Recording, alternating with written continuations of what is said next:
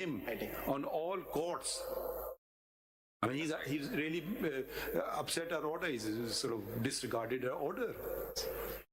I mean, he doesn't even refer to it. He says suspended. His own Chief Justice saying that I can't spare judicial officers because I've got 13 lakh cases in the province. So there'll be a writ issued against the Chief Justice.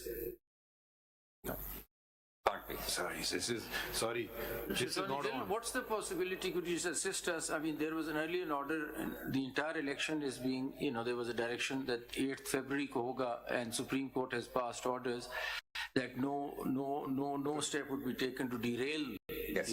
So, what is the possibility that if such a case has been filed, that is to be brought before the Supreme Court? Could that case be taken away from the High Court and brought here? There are past precedents, my lord.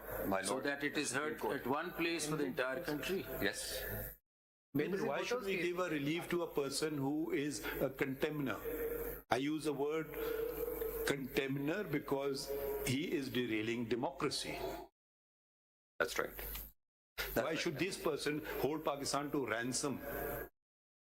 It's actually an individual. It's an individual, my lord. That's what I'm inclined to, I don't know, I'll tell